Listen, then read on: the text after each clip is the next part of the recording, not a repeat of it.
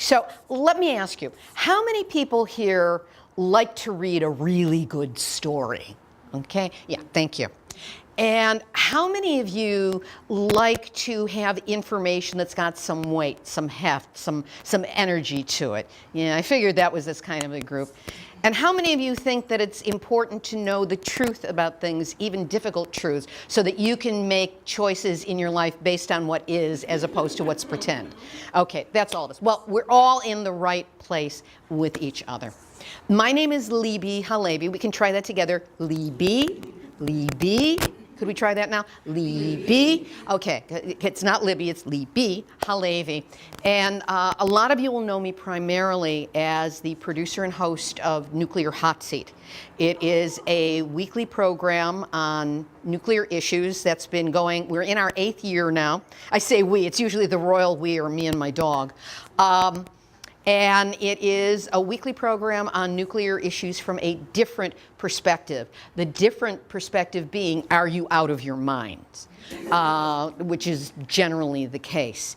However, I've had a long and varied history that brought me to the point of doing Nuclear Hotseat and keeping it going through all of this time.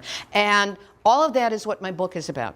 And it is anchored in my having been at 3 Mile Island when it happened, the nuclear accident there that happened 39.5 years ago, almost exactly 39.5 years ago on the 28th. And I'll get into that story in a little bit. I just want to let you know how the evening's going to go. Okay, I'm going to be talking up here till approximately 7:15, reading from the book, giving you some of the excerpts from it, and filling in the blanks in between. Then we'll take a break for about half an hour for some schmoozing, some networking. I will have books back there that will be for sale. I'll be autographing. There's also a drawing for a free autographed copy of the book if you put either your business card or you fill out a piece of paper and you stick it in the jar. We will get somebody to pull that out, and the person who is fortunate enough will get the free copy of the book. And then after the break, it will break for approximately 30 minutes. We'll play it by ear. But at that point, when we come back together again, I will give you the latest information I have been able to glean about what's happening at San Onofre. And that includes having met with Donna Gilmore up till about noon today to find out the latest that she's been able to glean. Donna Gilmore of SanOnofreSafety.org. So to get into the book, I have not been an anti-nuclear activist, nor would I have been without having had a very strange combination of events take place in my life. I mean, I grew up in the 1950s, which is when, you know, it was duck and cover. I only remember one under the desk, but I just recently remembered that we used to go out in the hallway and duck next to the lockers. We really did this, as though that was supposed to save us from a nuclear catastrophe. I remember all of the stories of what radiation could do to the body, because radiation was going to come from the A-bomb, which was going to be dropped by the Russians. Russians bad, radiation bad. They at least told us the truth about radiation back then, and it was extremely frightening. There was always some aspect of nuclear awareness in the world as I was growing up. It was like a low-grade fever that we were all running at the same time. You could say the A-bomb, people had bomb shelters in their backyards. When I was about, I think it was about 9 or 10 years old, I grew up in Chicago. The Chicago White Sox won the pennant for the first time in, I don't know, 7 decades or something. And 20 minutes after they won, all of a sudden the air raid sirens went off that we used to hear every Tuesday morning at 10:30 in the morning. Air raid sirens would go off that they were just testing. All of a sudden, this was like at 10 o'clock at night, we're getting air raid sirens, and I'm convinced the Russians are taking an opportunistic moment when we're all celebrating the White Sox win, and while we're not paying attention, to get a bomb ready to go for us. It was being done because the White Sox won the pennant, and let's have a mixed metaphor in order to celebrate. But I didn't know, and I was terrified. And there are many instances I go through where it was just, everything nuclear was frightening. It was like growing up in this existential angst. Anyway, through my teenage years, all of that kind of went away, got involved with the normal things. Studied radio and TV broadcasting in college, went into that, worked for WGBH in Boston. I previously worked for WGN in Chicago. So I had a career that was going. I became an activist in many areas, but as a media activist to try and put across the what people could do who were in minority positions to get information across. And I was living here in Los Angeles in early 1979 and had just gone through the breakup of an obsessive non-relationship. I was obsessive. He was like, this is not a relationship. And it tore me up so badly that, in the show of bravado, as we were in our breakup, I said, well, that's okay. I'm going to go out of town. I'm going to do some writing. And then I said that to somebody else. Oh, I'm going to go out of town and do some writing. And I figured, I better get out of town and do some writing. So I called up an old friend of mine from Boston. And this was, for especially the women here, we all have that one girlfriend who can put the pieces back together when you fall apart. The one who's always got chocolate in the cupboard and, and a good ear. She was the one I called, and the number didn't go through. It went to, the number you have reached has been changed. The new number is with an area code I'd never heard before. But I picked it up, I called her, and started with an old game we used to play. I said, Jean, and I changed the names in the book because I wasn't able to get clearance from the people I'm talking about here.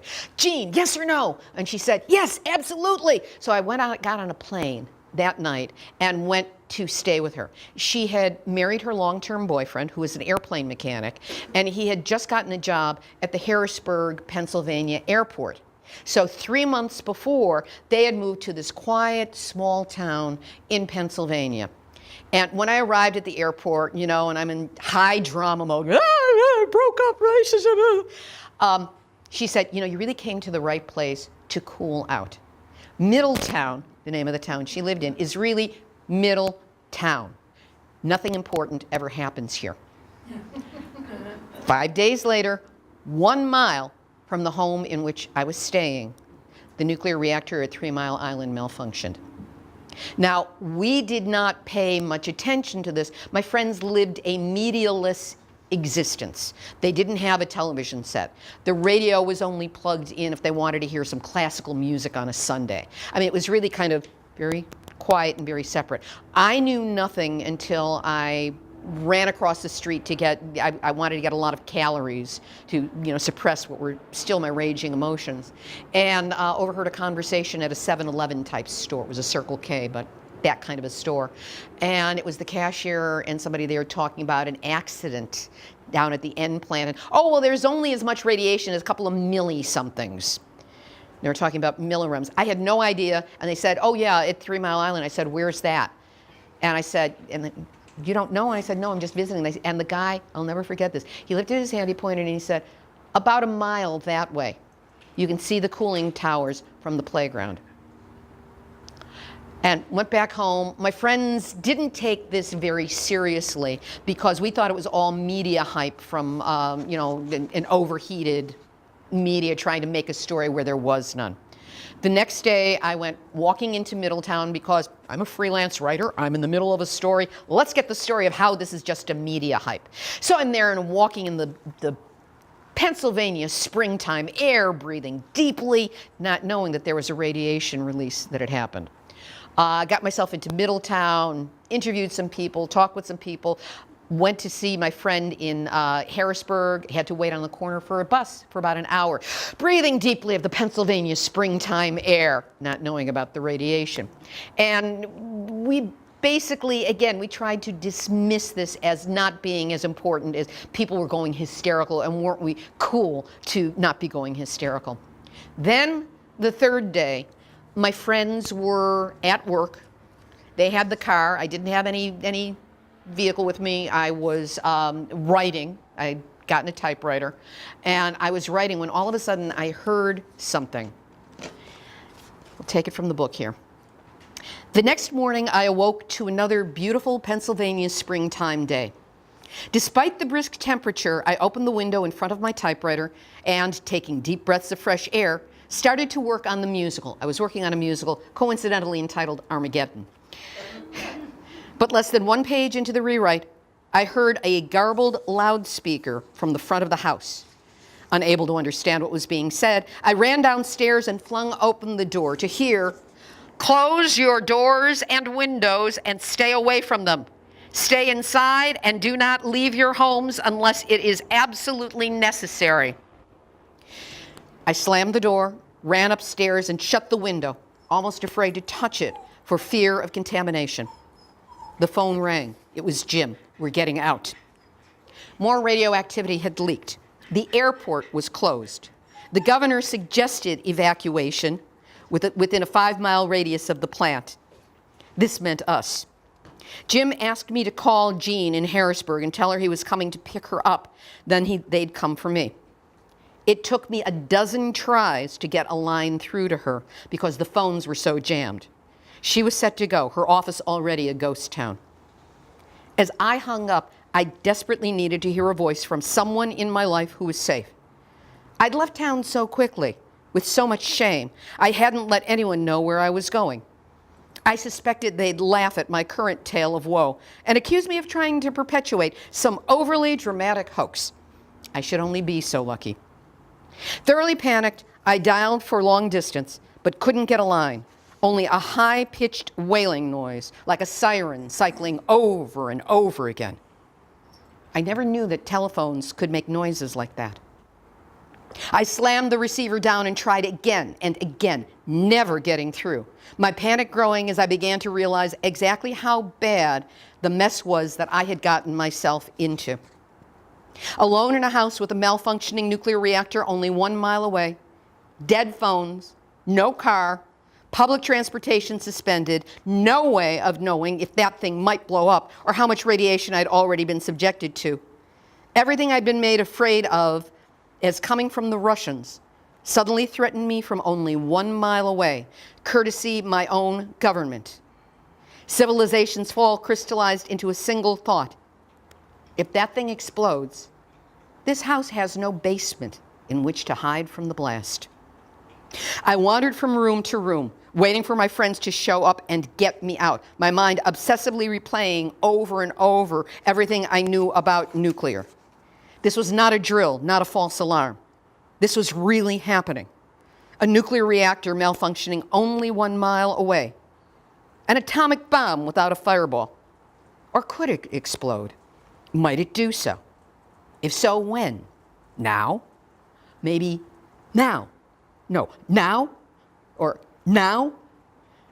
And what if I was already exposed to so much radiation this very second, and not just this very second, but constantly? A nonstop X-ray of my entire body, radiation soaking me, saturating me, attacking me from the inside out, the inevitable cancer rot of my cells down to my DNA. Is this thing going to kill me? Am I already dead? Was it now? Would it happen now? Now? Now? It had been happening for 3 days, and I didn't bother to pay attention. And now it's too late, isn't it? Is it already too late? I kept thinking about nuclear as it had impacted my life. I remembered that 8th grade science teacher going on and on about Roentgens and radiation damage from nuclear bombs in the aftermath of a blast. It wasn't just the thermonuclear radiation, it wasn't only the thermonuclear devastation that could kill me. The worst came later, when radiation ate our lives from the inside out. Radiation can't be seen, smelled, tasted, felt, perceived with normal human senses, he told us, relishing the fear in our eyes as he elaborated on the deadly consequences of our invisible exposure. It gets into your food, your water, your chromosomes. It mutates your genes. Your babies will be deformed if they get born at all. You'll all get cancer and die young, and the human race will soon be over. Based on what he taught us so well those many years ago, if the radiation release from 3 Mile Island was bad enough, I didn't need to fear a blast. I was already as good as dead. Then I caught sight of myself in the bathroom mirror and stared at my face directly in my eyes and wondered, as I watch, will I see my hair fall out? Blisters boil through my flesh. Skin melt off my cheekbones. When the reactor explodes, will there be a split second when time freezes just before I evaporate into atoms? If so, will I understand in that final flash that the unthinkable has happened and that life on Earth has changed inexorably, forever? Only I won't be around to see it. When will it happen? Now? Now? Maybe now? Unable to look away, I began playing a game from early childhood. While driving in a car with my mother, every time we stopped at a red light, I'd try to guess when it would turn green by counting down. 3, 2, 1. And then I'd point, trying to pinpoint the exact moment it changed, and in the rare instances when it worked, pretending I'd done some kind of magic to make it happen. Here at 3 Mile Island, staring at myself in the bathroom mirror, I became transfixed, trying to pinpoint the exact moment the nuclear reactor would explode and take me with it. I counted out loud, 3, 2, 1, and then pointed at myself in the mirror, hoping to nail the moment when I would be no more. When I continued to live, I suppressed a bizarre kind of disappointment and told myself, no, not this time. Maybe next. Then I resumed counting. 3, 2, 1. The phone rang, jolting me back from the brink of madness. Jim, calling from a payphone. He'd picked up Jean and they were on their way to get me. He asked me to pack only the barest essentials and be ready to leave in an hour. I paced obsessive figure eights through the house, a slow, intense, nonstop loop between the rooms. Jaw clamped shut for fear I'd start screaming and never be able to stop. But that internal monologue played relentlessly in my head. Was I about to die? Was I dead already? Would there be a warning if it was about to blow? When would it be? Now? 3, 2. As I wandered, picking up a few things and throwing them into a pillowcase, more compact than a suitcase, I was terrified to go into that bathroom for my toiletries and risk falling into the mirror again. I passed the doorway probably a dozen times before I covered my eyes with one hand, rushed in, grabbed my things, and ran out. Then I stared at my toothbrush for several minutes, unable to figure out how to pack it. See, it was wet. How does one pack a wet toothbrush in a pillowcase when there's a leaking nuclear reactor just down the road? So much for my IQ. And my friends did show up. We did evacuate. The people we evacuated to, about an hour and a half away, 150 miles away, had a television set. So we were able to watch TV, and that was the night that Walter Cronkite had the CBS special on 3 Mile Island. It was the angriest I had seen him since the 1968 Democratic National Convention. He was enraged, and the reports that kept coming through were things like the NRC was saying, well, this isn't a disaster because nobody's died. And somebody else said, if I'm involved, it's a disaster. If I'm not involved, we'll talk about it. So there were so many inconsistencies in the information and so much that was not known at that time. And we were simply stuck with it. And nobody could tell me what had happened. So my response to all of this while I was evacuated was twofold. Number one, I kept writing on the musical. I actually woke up in the morning with a song in my head that was a father's song of apology to his daughter called I'm Scared Too. Lovely song, didn't belong in that musical, so I switched over to another show. This one was about a dysfunctional family spending the day in an amusement park where all the rides are emotional confrontations. And it was many years before I learned that at the turn from the 19th to the 20th century, 3 Mile Island had been an amusement park. I didn't know it at the time. I also contacted a brand new publication called LA Weekly, where I'd met with the editor right before I left, and I said, hi, you'll never guess where I am. And asked him if he wanted a story, and he said yes, and I published in him. When I got back to Los Angeles, which we were evacuated for about 10 days, and then I came back, and then the airport opened and I left. When I came back, I was a total wreck. We didn't know the term post-traumatic stress, but that's what I suffered from. Could not concentrate, had nightmares. The people I knew from that time who I checked in as I was writing the book said, yeah, you were a mess. You were a total mess. And I couldn't be an activist. I tried, but I kept on being re-triggered every time I saw another image. So, you know, that was not to be at that time. Many more years ensued, and I found that by ignoring 3 Mile Island, by ignoring all things nuclear, I could, I thought, get through everything all the way. Just as much suppression as I possibly could, because I didn't want to deal with it. I didn't even want to remember it. When Chernobyl happened, I ignored it. My rationale was, oh, look, people are being afraid of nuclear. I know what it's like to be afraid of nuclear. I don't have to go there this time. And completely wiped it out. But nuclear kept showing up in my life at times when I wasn't expecting it. I come from a feminist background where we believe that the personal is the political. And the book includes a lot about my personal life that maybe when you first encounter it doesn't make sense as part of the overall story, but ultimately it does. And part of this has to do with my recovery from childhood sexual abuse issues. I am an incest survivor. That's the political term for sexual abuse. That way it's not a matter of, oh, you know, yours is so much worse than mine. It happened to you 12 times. It only happened to me 8 times. It takes away all the differentiation. And, oh, it wasn't a family member with you. It was your priest. It was your rabbi. It was your teacher. It was your scout leader. With me, you know, no differentiations are made when we all come under that title. And I did a lot of healing, and in one instance came to a very shocking realization. So first I'll describe what the workshop was like, and then I'll take you through the information about what was actually going on for me there.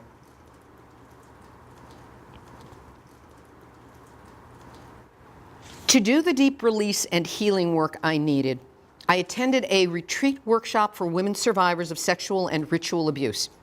It was modeled on the work of the late Dr. Elizabeth Kubler-Ross, who's perhaps best known to the general public through Bob Fosse's use of her 5 stages of grief: denial, depression, anger, bargaining, acceptance, that was used in All That Jazz.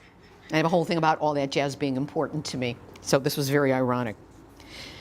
For the 5-day workshop, 30 women incest survivors gathered at a yoga retreat facility in the California high desert.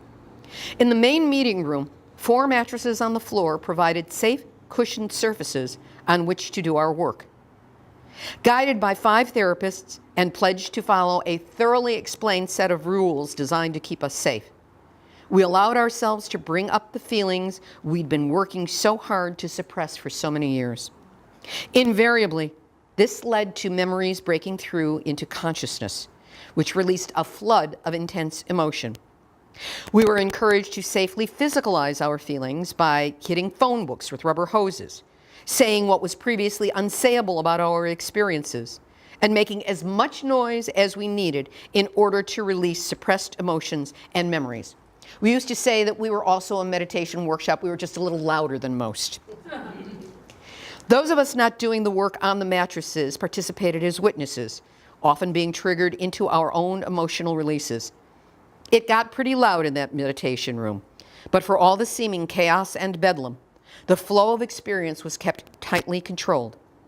The therapists meticulously structured those 5 days to create a safe passage, first into our feelings, then out of the pain and learned helplessness through a release that allowed for the healing of our deepest wounds. Emotionally, we were lancing the deep, old infections and letting out the poisonous pus of sexual abuse and trauma. I attended this retreat 3 years in a row, each time releasing major encrusted deposits of emotional excrement and clearing the way for ever deeper healing. The second year I went coincided with the 6th anniversary of 3 Mile Island. Somewhere in the middle of raging at long-absent perpetrators and wailing the shit out of a phone book, my focus shifted to 3 Mile Island, and I kept screaming at nuclear reactors and the radioactive poisons they spew, at the terrible destructive force of radiation on the human body, at the Nuclear Regulatory Commission for not protecting me or even warning me in time to help myself, at the politicians who would not listen, did not care, worked only to manage us away from panic and into complacency so that they could be reelected, at the nuclear industry and the people in it who put money ahead of human safety and never considered their technology's toxic, deadly legacy, at my ongoing daily fear of cancer and the clock still ticking down in the back of my brain, for the children I would never allow myself to have. That's when I realized how the two core issues of my life were directly related. Incest is defined within the politicized recovery community as a crime of power over a child that takes a sexual form. 3 Mile Island was a crime of nuclear power over our bodies that took the form of radiation exposure. Incest is perpetrated on helpless children by those who have positions of power and authority over them. The nuclear industry, through its reactors, perpetrate against people who are helpless to stop them from being built and have no say over their operation. And that means every man, woman, and child of us. In both instances, these perpetrations are invisible, hidden, and denied as doing or having done any harm. Incest perpetrators blame the victims for their fears, tell them they're overreacting, making too big a thing about it, and if they say anything, they're going to cause irreparable harm to the family, and it will be all their fault. Politicians and pro-nukers blame those of us who raise issues against their technology as alarmists, tell us we're overreacting, too emotional, that we don't understand the real issues, or we're making too big a thing about ongoing radiation releases and safety issues. And if we continue to complain, we risk causing irreparable harm to climate change, the economy, and the American way of life, and it will be all our fault. Perpetrators have no empathy for their victims. Nuclear advocates, politicians, and business leaders in America have proven as sensitive to the nuclear issue as an incest perpetrator is to his or her victim. The negative impact of perpetration, sexual or nuclear, lasts forever. When I found that parallel, it made a lot of sense to me, and it still didn't turn me into an activist. I was unwilling to get involved in nuclear matters. I kept running across them. I would come across people who would tell me nuclear stories. But 3 Mile Island had been so demeaned, so diminished. The phrase that everyone quotes is, nobody died at 3 Mile Island. So in other words, get off your anger, get off your rage, leave it alone. Nobody died at 3 Mile Island. But as I came to realize, and I put in the book, that is literally true. Nobody died at 3 Mile Island. I mean, at the reactors on that piece of land in the middle of the Susquehanna River. Nobody keeled over and went splat and died. But did people die from 3 Mile Island, from the radiation, from the exposure? And the answer is absolutely yes. The most severe cases were bought off early. There's one story, in Nuclear Hotseat, I do a special every year on 3 Mile Island. And I use a lot of the same material because it's good. And there was a woman who had a kennel. She raised standard poodles. And she was directly across from 3 Mile Island. And the impact, and these were like prize-winning dogs. The impact on these dogs was so severe and so blatant. It included blindness, being born with shortened paws, being born without eyes. I mean, total devastation. That this woman like that was bought off by the industry, which included, of course, a gag order, that she couldn't talk about it. This was somebody who knew her and knew the situation before the other woman had the gag order, who was relaying it to me. So they covered over the worst of it. There was no medical checkup on people in that area. There was no attempt to get any kind of medical background for 5 years before the first thing was started, and it was half-assed and it was not well done, but nothing for the first 5 years. And in those 5 years, more than 50% of the population from that area moved away. So those people were never tested either. And there are many other ways in which it was covered over, diminished. We need our jobs. It's big in the economy. We don't want to lose our tax base, yada, yada, yada. And these are the kind of tricks that the nuclear industry uses. So 3 Mile Island is considered to be, it's not, it's a partial meltdown. I'm sorry, that's like saying you're partially pregnant. You're either pregnant or you're not. You either had a meltdown or you didn't. And in 3 Mile Island, there was a meltdown. And they still do not know the exact amount of radiation that was leaked, because I used to think it was because, oh, well, the monitors were purchased at the lowest price. You know, it was the lowest bid that got them. So there were these really rinky-dink things. I thought of them as something like, you know, like a thermometer, you know, like on the wall or something, or a thermostat. Actually, the truth is that the radiation levels were so high that the monitors fried on the first day. So, was that a one or? Okay. So there was a lot of cover-up of this. And as I said, I didn't become an activist until Fukushima happened.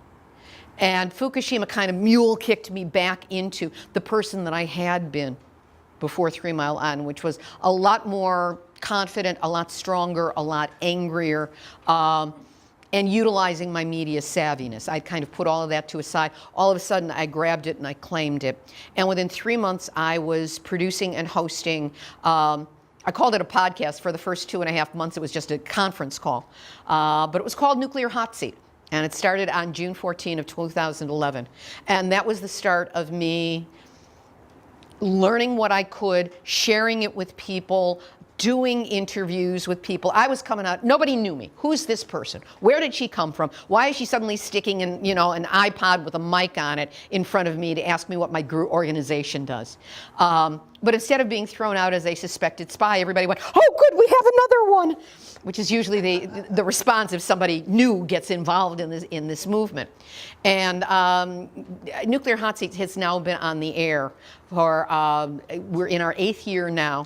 It is downloaded in 123 countries, and through the Pacifica Audio Port Network, it is broadcast now. I've got, depending on the week, it's between 8 and 10 stations that carry me all over the country. And that, I've only been with Audioport for less than a year. So that's really good in terms of picking up the momentum on what's possible. I'm also available for any, for broadcast on any community radio stations, little local ones. If there are any down here, I would love to, because man, I have been nailing San Onofre on progressive weeks. Anyway, there's another section in the book. I mean, this is my story. I do tell the story of going back to 3 Mile Island just earlier this year. I've got 2 chapters on that, and what it was like to finally face down my demon, and what I learned there and what I saw. And I will be going back for 3 Mile Island at 40, because the media doesn't pay attention to an anniversary. They'll do they'll do like something happens 3 months, 6 months, 1 year. After that, might get noticed a little at year 2, and then it's got to end in either a 5 or a 0 for them to pay any attention. And the further away you get, the more it has to be a 0. So 3 Mile Island at 40 may be our last chance to really do a national, if not an international, ingathering to focus attention there, because those people have never learned what it was they were subjected to, including all of this manipulation as perpetrators are wont to do. But I do have, I have 2 chapters in here. One of them is what the nuclear industry gets away with, and if you're not outraged after reading that one, you will be. And then there's a chapter asking, how do they get away with it? My answer is what I call nuclear spin speak. This is how they twist the language. So just a little bit about nuclear spin speak. This is just a sample of it. Oh, that's the final one. Let's take it back here. There's the one. Okay, so here are some of the words that the nuclear industry has appropriated for their own purposes. Significant. Anytime a problem is reported, the word significant is inserted with a negative in front of it, as in no significant radiation leak or not a significant danger. But that's not the same as no radiation leak or no danger. According to the National Academy of Sciences gold standard report, the biological effects of ionizing radiation, or the BEER-7 report, it's the 7th iteration of it, health risks from exposure to low levels of ionizing radiation. There is no level of radiation below which exposure is safe. Because the damaging health effects of radiation are lifelong and cumulative, there is no such thing as a not significant dose. Negative plus significant is a word combo meant to deflect fear and discourage closer examination of what's being reported, otherwise known as the gaslighting condescension of, there, missy, don't worry your pretty little head about it. Immediate, as in no immediate danger to health or safety. Literally speaking, that is correct. Unless one is exposed to a catastrophic level of radiation, the effects take time to show up, years, even decades, or generations.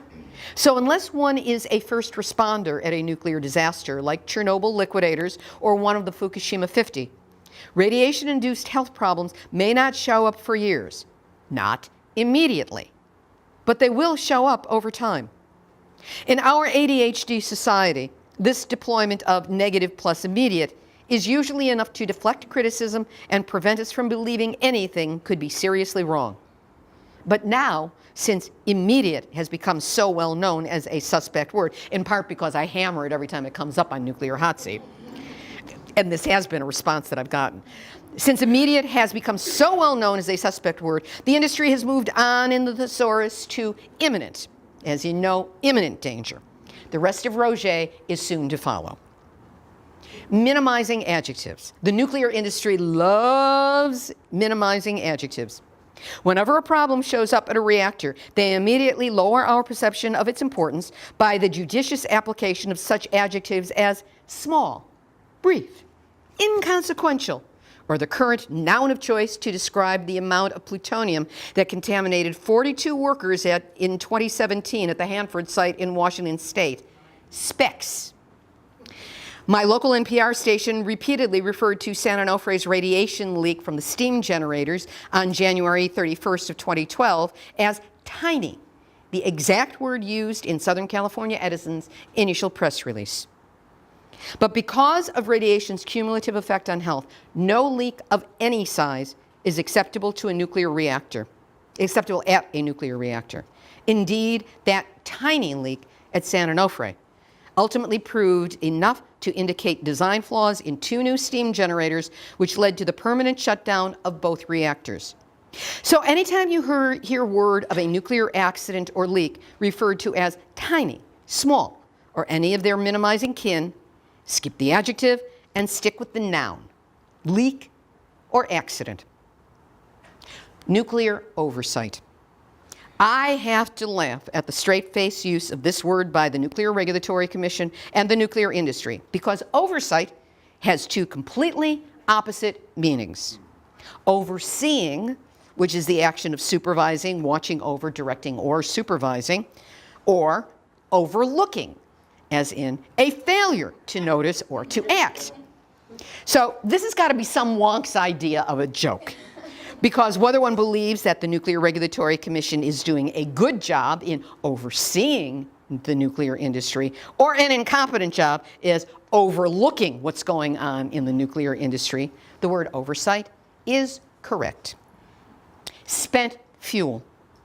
When something is spent, it means it's gone, done, powerless, inert. Spent fuel Makes it sound like the nuclear waste has exhausted its ability to do damage, doesn't it? Yet, all spent fuel is highly radioactive and contains as a byproduct plutonium-239, which can be used to make a dirty bomb or refined into weapons-grade plutonium. And it only takes a small amount of plutonium-239 to fuel a nuclear weapon. That's a significant amount of radioactive material to spend. Permitted releases. This term for regular expected radiation releases from nuclear reactors carries two meanings. That the reactors have been allowed, meaning this is an adjective, a permitted release, and that they have been given authorization to do this action. It's a noun. It's a permit to do it. It implies that all due diligence has been done and everyone is A-OK with whatever radiation release takes place. But nobody asked me if I gave permission for radiation to be released, let alone without notification or warning, and I'm willing to bet that nobody asked you either. See, we're not important enough to be consulted on corporate issues that directly impact our lives. Somebody somewhere must have given their permission, but nobody will cop to it, and it's rarely questioned because, after all, these releases are permitted. And one last nuclear spin-speak word, which I think is the most insidious, the most damaging, and the one that we need to confront, and that is activist. The activist is used as though it is somehow suspect that a regular citizen would take the time, energy, and personal resources to become educated and conversant in a complex, arcane technology in order to engage in conversation, debate, and protest. But that's when you need to ask yourself, who do you find more credible? Someone representing a multi-billion-dollar industry whose hefty salary, 6 or 7 figures, depends on its continuance and who tells you there's nothing to worry about? Or citizens, your neighbors, mothers, fathers, grandparents, kids, who are so moved by concern and alarm that at what they're being subjected to, that they research, study, learn, and share what they can, giving with all their heart and soul without any hope of compensation, in the hope of stopping something horrible from happening, or if it's already happened, keep it from getting worse. So I invite all of you to entertain the A word, activism. There's a lot more in this book, including actions that can be taken that are very easy for anyone to do. But there are also many funny places in here. I will crack jokes wherever I possibly can to try and lighten it up, because I know this is very serious information. Thank you so much for being so attentive to this. Thank you.